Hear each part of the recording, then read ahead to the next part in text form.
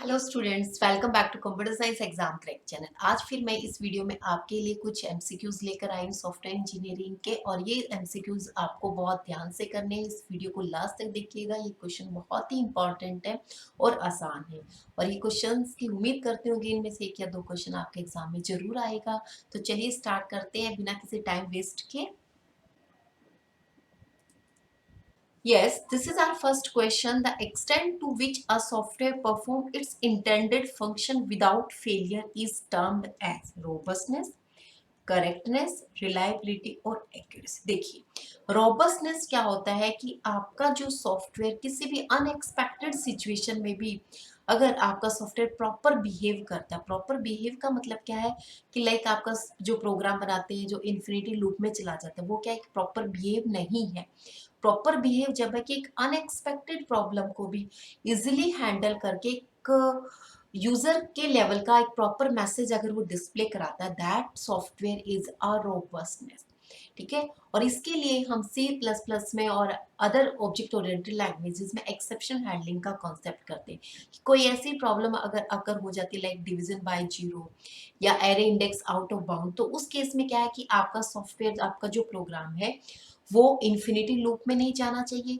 और कोई ऐसी क्या बोल सकते हैं कि आपको कि अनएक्सपेक्टेड आउटपुट ना शो करे, एक प्रॉपर मैसेज आ जाए कि डिवीजन बाय जीरो एक प्रॉपर एरर है जिसकी वजह से आप ये प्रॉब्लम फेस कर रहे हैं। ठीक है, या आपका जो एरे का साइज है आउट ऑफ इंडेक्स जा रहा है, आउट ऑफ बाउंड जा रहा है, इस वजह से आप इस प्रॉब्लम को फेस कर रहे हैं। यानी कि वो अनएक्सपेक्टेड सिचुएशन थी जिसको हम एक्सेप्शन हैंडलिंग के थ्रू प्रॉपरली हैंडल करते हैं। तो रोबस्टनेस भी वही है कि अनएक्सपेक्टेड प्रॉब्लम्स को भी इजिली हैंडल करना। ठीक है, नेक्स्ट है करेक्टनेस। करेक्टनेस क्या है कि सॉफ्टवेयर की जो रिक्वायरमेंट थी, जो आपकी यूजर रिक्वायरमेंट थी, अगर आपका सॉफ्टवेयर उन रिक्वायरमेंट्स को फुलफिल कर रहा है, दैट मीन्स कि योर सॉफ्टवेयर इज करेक्ट। ठीक है, रिलायबिलिटी क्या है कि जो फंक्शंस आपको सॉफ्टवेयर को करने थे वो प्रॉपरली परफॉर्म कर रहा है आपका software without any failure, that is reliability. देखिए, रिलायबिलिटी में अगर आपको कोई ऐसा पॉइंट नजर आता है लाइक फेलियर है या एरर है, ठीक है, वो आपका रिलायबल होता है। यानी कि लेस फेलियर या less error means maximum reliability. ठीक है, रिलायबिलिटी के बारे में मैं आपको काफी बता चुकी हूँ। रिलायबिलिटी से एक क्वेश्चन जरूर आएगा, और मैं आपको एक बार फिर बता रही हूँ, reliability directly depends on the number of errors present in your software. यानी कि ये जितने एरर्स आपके सॉफ्टवेयर में, आपके सॉफ्टवेयर की रिलायबिलिटी डिपेंड करती है। मिनिमम एरर अगर है तो मैक्सिमम रिलायबिलिटी, अगर मैक्सिमम एरर है तो मिनिमम रिलायबिलिटी। ठीक है, सो क्वेश्चन का आंसर तो हमें मिल ही गया, क्योंकि यहाँ पे विदाउट फेलियर की टर्म यूज हुई है, तो डायरेक्टली क्या होगा, रिलायबिलिटी जो होगा आपका आंसर होगा। एक्यूरेसी, एक्यूरेसी क्या होता है, प्रिसीजन पॉइंट तक आपका सॉफ्टवेयर अगर आंसर देता है, एक्यूरेट पॉइंट तक, लाइक डेसिमल पॉइंट के बाद 2 पॉइंट तक ही ये आपको एक्यूरेट आंसर देता है। ठीक है, तो उसको हम एक्यूरेसी बोलते हैं। ठीक है, yes, this is our next question. Which of the following are external qualities of a software product?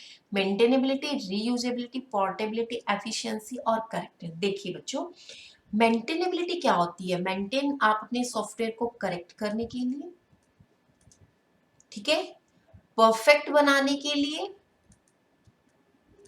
Adapt बनाने के लिए हम मेंटेनेबिलिटी करते हैं। ठीक है, करेक्ट मतलब टू करेक्ट द एरर्स। अगर आफ्टर डिलीवरी कोई प्रॉब्लम अकर होती है तो उनको हम करेक्ट करने के लिए करेक्टिव मेंटेनेंस करते हैं। परफेक्ट बनाने के लिए कोई एरर अकर ना हो उसके लिए हम परफेक्टिव मेंटेनेंस करते हैं। अडेप्ट, अगर कोई चेंजेस आता है, रिक्वायरमेंट्स में आता है, या आपका जो यूजर है, आपका कस्टमर जो है, कोई एक्स्ट्रा मॉड्यूल को ऐड कराना चाहता है, वो उसको बोलते हैं adaptability.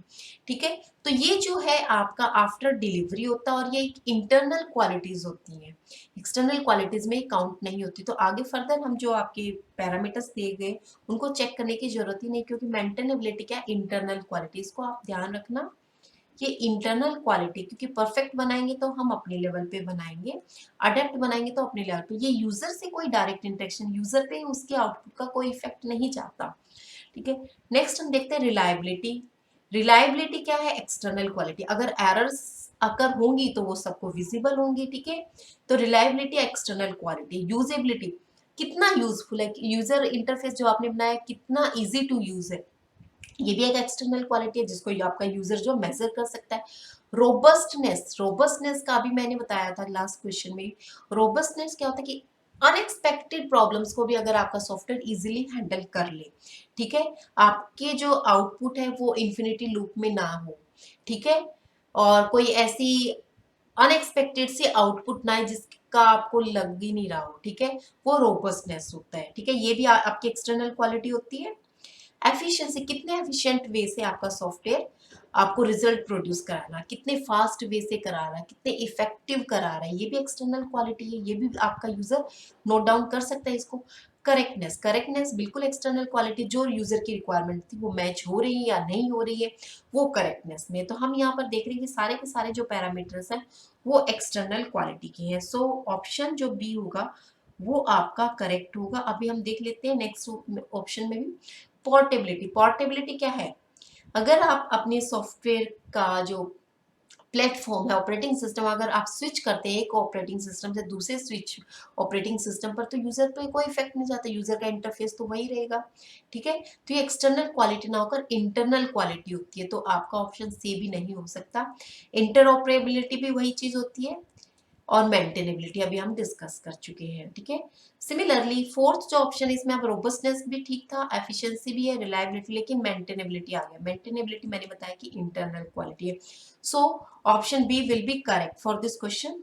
Our next question is the dash model is preferred for a software development when the requirements are not clear. जब रिक्वायरमेंट्स क्लियर नहीं होती तो कौन सा मॉडल आपको यूज करना है। रैपिड एप्लीकेशन डेवलपमेंट, जिसमें हम रिक्वायरमेंट्स यूजर की एक बार लिखते हैं और उसको हम जल्दी से जल्दी एक फास्ट ट्रैक में अपने सॉफ्टवेयर का डेवलपमेंट प्रोसेस करते हैं। यहाँ पे यूजर की बिल्कुल क्लियर होती है रिक्वायरमेंट, ठीक है। रिलेशनल यूनिफाइड प्रोसेस जो होता है वो एक मॉडल होता ही नहीं है, ठीक है। इवोल्यूशनरी मॉडल, इवोल्यूशनरी मॉडल क्या होता है, it is combination of iterative plus incremental, ठीक है, प्लस इंक्रीमेंटल मॉडल का कॉम्बिनेशन होता है। यानी कि क्या है कि यहाँ पर आप यूजर की रिक्वायरमेंट्स को लेते हो, उनको इवॉल्व करते हो, फिर आप उसको देते हो, ठीक है। तो ये जो मॉडल होता है, यहाँ पर यूजर की रिक्वायरमेंट्स क्लियर नहीं होती या यूजर अपनी रिक्वायरमेंट्स को बताने में अनेबल होता है, वहां पर हम इसको यूज करते हैं। तो ये इवोल्यूशन मॉडल जो होगा आपका करेक्ट आंसर होगा। वाटरफॉल मॉडल में तो रिक्वायरमेंट्स हम एक बार यूजर की लेते हैं और उनको हम फ्रीज कर देते हैं, ठीक है। तो यहाँ पे भी रिक्वायरमेंट्स क्लियर होती हैं, लेकिन इवोल्यूशन मॉडल के अंदर आपकी रिक्वायरमेंट्स क्लियर नहीं होती हैं। So option C will be correct for this question. Our next, which of the following is not included in the waterfall model, requirement analysis, risk analysis, design और coding। देखिए waterfall model के अंदर हमारे पास क्या होता है, प्रॉब्लम आइडेंटिफिकेशन, प्रॉब्लम आइडेंटिफिकेशन के बाद हम करते हैं feasibility study,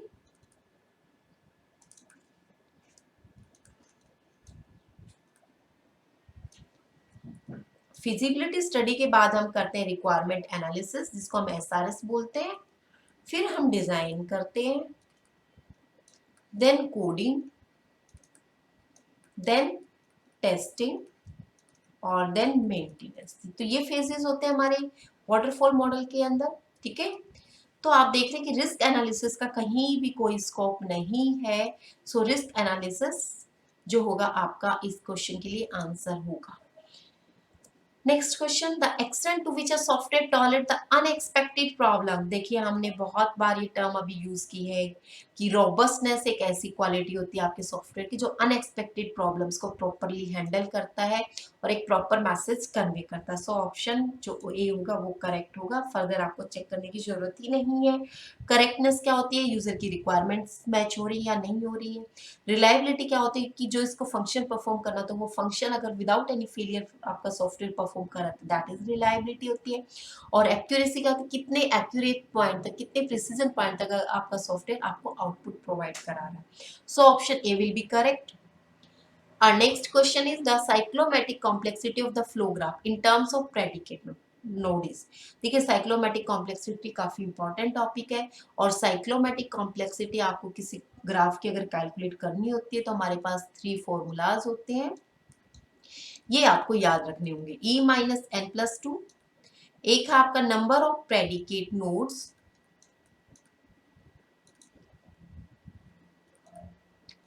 nodes plus one. और थर्ड जो फॉर्मूला होता है number of region plus one. So number of predicate plus node, यहाँ पे p प्लस वन, आंसर तो आपको मिल गया, लेकिन आप इनको भी याद रखना। E stand for number of edges, n stand for number of node, और प्लस टू आपकी कांस्टेंट वैल्यू होती है, ठीक है। इसी टाइप से number of region plus one. ये तीन फॉर्मूलाज हैं, और इस क्वेश्चन के अकॉर्डिंग जो आपका आंसर बनता है ऑप्शन ए, ठीक है। तो स्टूडेंट्स ये थे कुछ क्वेश्चंस। उम्मीद करती हूँ कि आपको ये वीडियो पसंद आया है। तो प्लीज़ अगर ये पसंद आया तो आप मुझे सपोर्ट कीजिएगा। आप सपोर्ट कर सकते हैं मुझे लाइक करके मेरे वीडियो को, और कमेंट करके, और आप जैसे बहुत सारे ऐसे स्टूडेंट्स होंगे जिनको इन वीडियोस की रिक्वायरमेंट होगी, तो अपने फ्रेंड सर्कल में मैक्सिमम मेरे वीडियो को शेयर करके आप मुझे सपोर्ट कर सकते हैं। और अगर आपने चैनल को सब्सक्राइब नहीं किया है तो चैनल को सब्सक्राइब कर दीजिएगा, बेल आइकन को प्रेस कर दें ताकि आपको आने वाले वीडियोस का नोटिफिकेशन मिलता रहे। तो मिलते हैं नेक्स्ट वीडियो में नेक्स्ट क्वेश्चन के साथ, तब तक आप इनकी प्रैक्टिस कीजिए।